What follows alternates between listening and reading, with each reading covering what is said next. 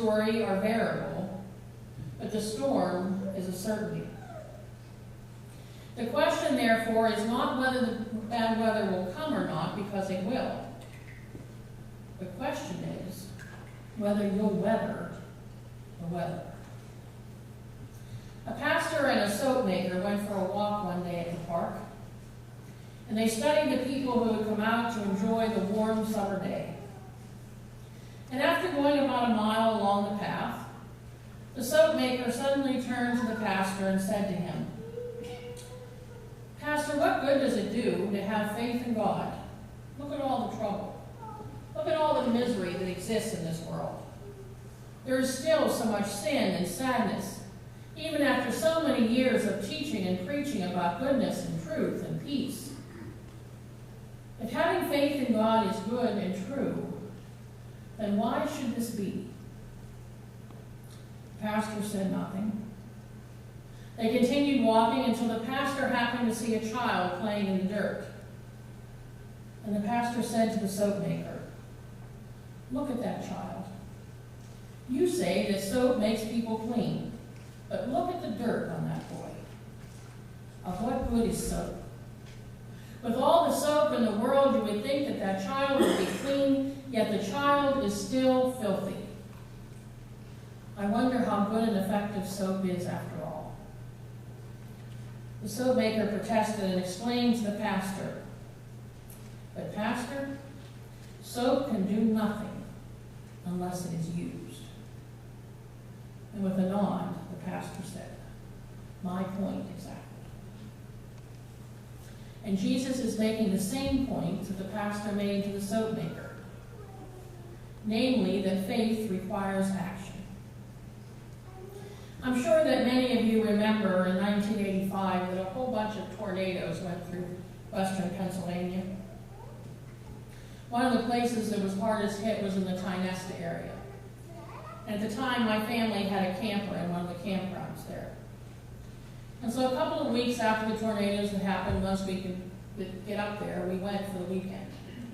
And sure enough, there was a tornado warning that night. And the people in the campground, including us, were panicking. Because there's no way that you want to be in a camper when there's a tornado warning. So thankfully, a man who lived across the street from the campground invited us all to come over and to stay in his basement. So there were about 40 of us cramped in his basement. And there just happened to be a man there, and I think maybe he was from Arkansas. He was from Tornado Alley anyway. And he was the expert in getting us through this. He had a radio. He had a barometer, because he told us that the barometer would have to drop before there was a tornado.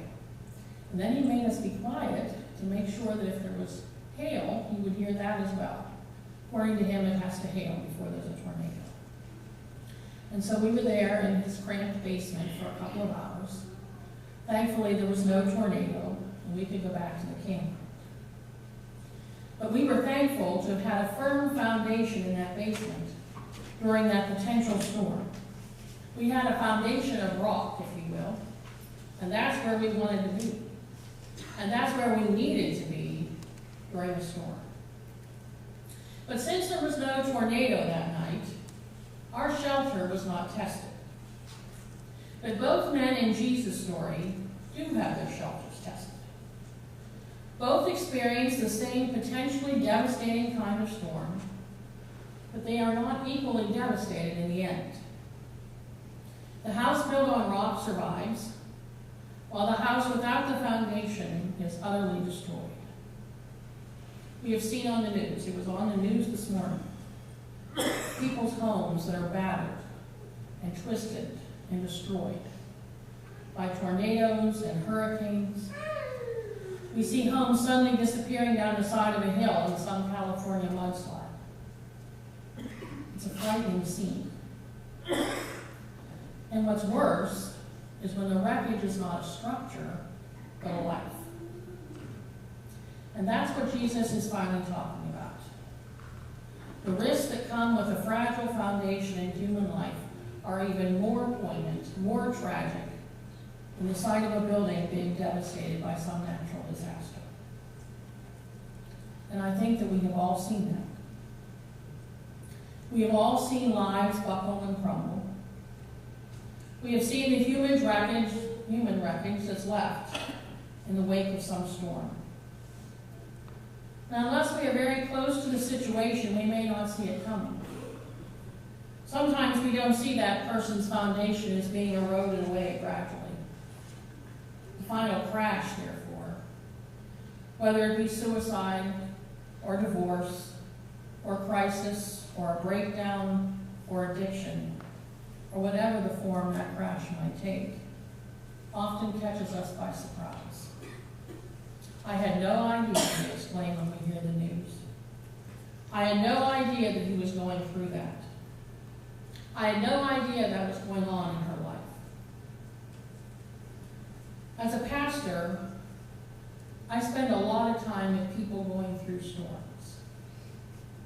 And that is a joy and a privilege for me. But I have come to see that there are actually three categories of people. There are those who do build their foundation on the rock, and there are those who don't. And then there are those who do not build on the rock at first, but who frantically run to find a firm foundation when a storm hits. Let me tell you that it is much easier to build on the rock when the sun is still shining.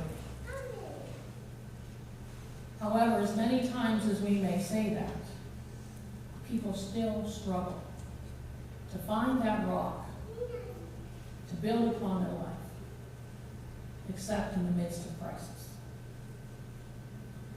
In many of Jesus' parables, we can identify with one or more of the characters, and I believe this parable is no different. Both characters experienced storms. Both characters heard the word, but each responded differently to what they heard. So truthfully and honestly, which one of the characters are you like? Are you like the man who built his house on the rock? Or are you like the man who built his house upon the sand? What truly is the foundation of your life? Have you acted on what you've heard from God? Have you responded to God's word with the way you live your life? Many of us are obsessed with the weather. We want to know what the temperature is going to be. We want to know if it's going to snow, and if it's going to snow, then when is it going to snow, and how much is it going to snow? And we want to plan our lives around the rain. Are we going to be outdoors or are we going to be indoors? And if you're like me in the summer, I want to know how high that humidity is going to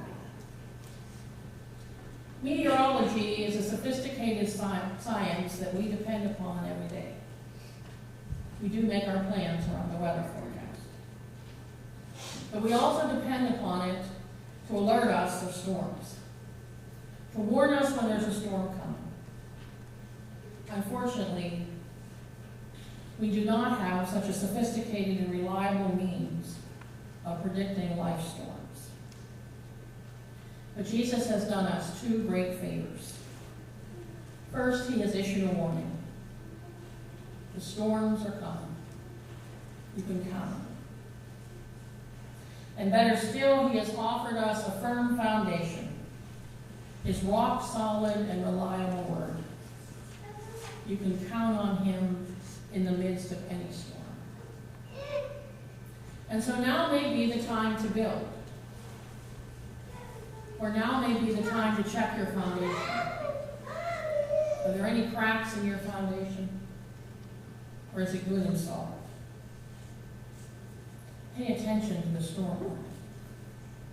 Be prepared. Build or repair your foundation today. Let us pray.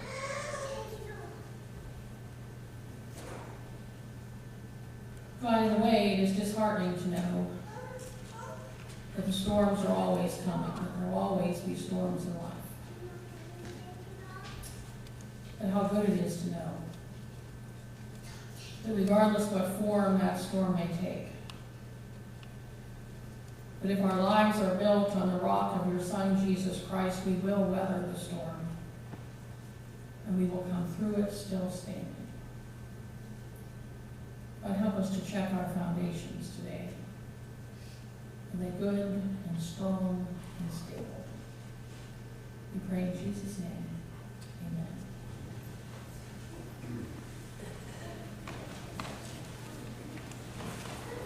Our last hymn this morning is on page 368. If you would stand with me to sing.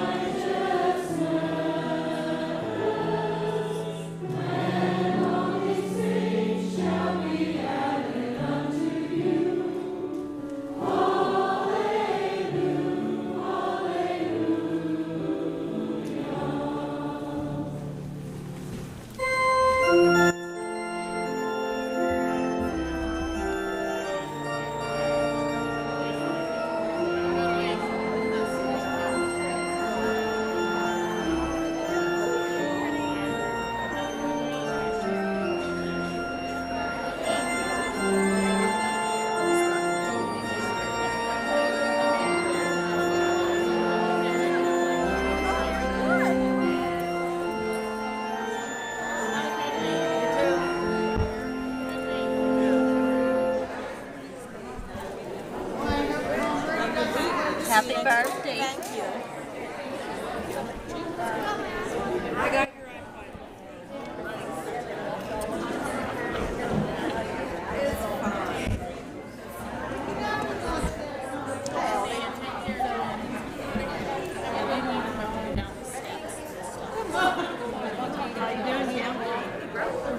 It's rough. I like it.